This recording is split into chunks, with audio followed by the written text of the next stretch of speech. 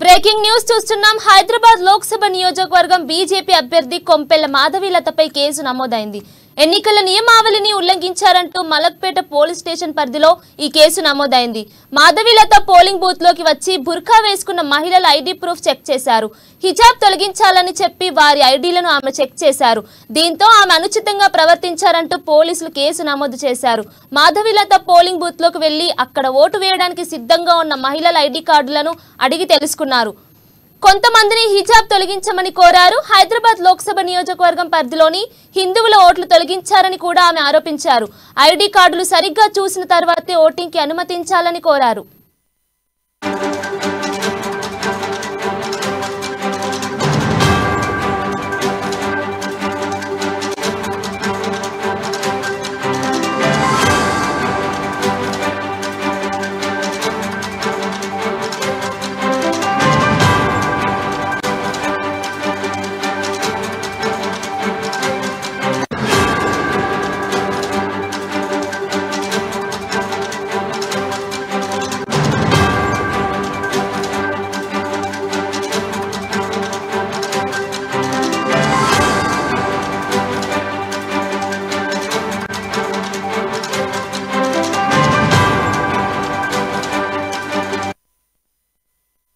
Breaking news చూస్తున్నాం. హైదరాబాద్ లోక్సభ నియోజకవర్గం BJP అభ్యర్థి కొంపెల్ల మాధవీలతపై కేసు నమోదైంది.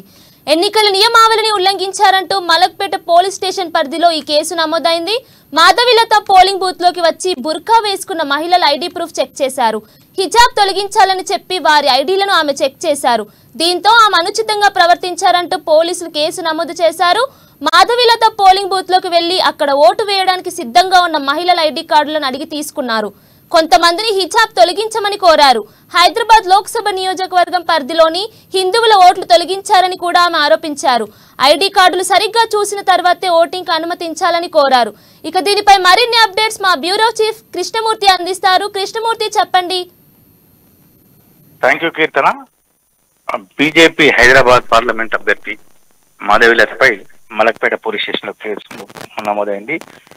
ఎన్నికల నిబంధనలకు విరుద్ధంగా పోలింగ్ సమయంలో ఓటర్ల వద్దకు వచ్చి అభ్యర్థి వ్యవహరించారంటూ అక్కడ ఉన్నటువంటి పోలింగ్ ఆఫీసర్ ఇచ్చినటువంటి ఫిర్యాదు మేరకు ఈ కేసు నమోదైంది.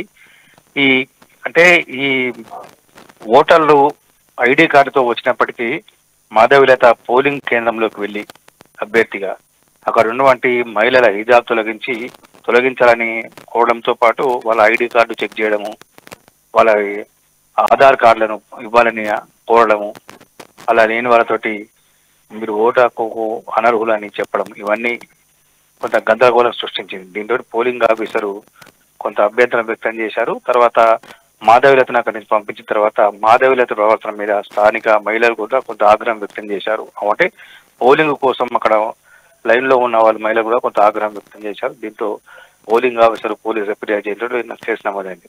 ఇక్కడ బీజేపీ అభ్యర్థి మాధవీలత కేసు నమోదు కావడంతో పాటు అంతకంటే ముందు గోషామహల్ ఎమ్మెల్యే రాజాసింగ్ పైన కూడా ఒక కేసు నమోదైంది. కేసు మంగళాట్ పోలీస్ స్టేషన్ పరిధిలోని పోలింగ్ కేంద్రంలో అక్కడ ఉన్నటువంటి పోలింగ్ ఆఫీసర్ పైన కొంత అనుచిత వ్యాఖ్యలు చేశారు రాజాసింగ్ అని కొంత అక్కడ ఉన్నటువంటి పోలింగ్ సిబ్బంది ఇచ్చిన దీంతో మంగళాట్ పోలీసులు కూడా ఆయనకి మీద కేసు నమోదు చేశారు. అయితే హిజాబ్ తొలగించి అంటే అది వాస్తవానికి అక్కడ ఉన్న పోలింగ్ ఏజెంట్లు కానీ లేదు అంటే పోలింగ్ ఆఫీసర్స్ వాళ్ళకి అనుమానం వచ్చినప్పుడు వాళ్ళకి సంబంధించిన ఐడెంటిఫికేషన్ విషయంలో కొంత అభ్యంతరం చెప్పే అవకాశం ఉంది. అక్కడ ఉన్నటువంటి పోలింగ్ సిబ్బంది తోటి వాళ్ళు ఆ ఐడెంటిఫికేషన్ అంటే ఏజెంట్కు అనుమానం వచ్చినా, ఏజెంట్ అభ్యంతరం చెప్పినా, పోలింగ్ ఆఫీసర్ అభ్యంతరం చెప్పినా కానీ అక్కడ ఉన్నటువంటి సిబ్బంది కానీ స్థానిక ఉన్నటువంటి బందోబస్తు ఉన్నటువంటి పోలీసులు దానికి సంబంధించిన అనుమానాన్ని నివృత్తి చేసేందుకు వాళ్ళు ప్రయత్నాలు చేయాల్సిన అవసరం ఉంటుంది.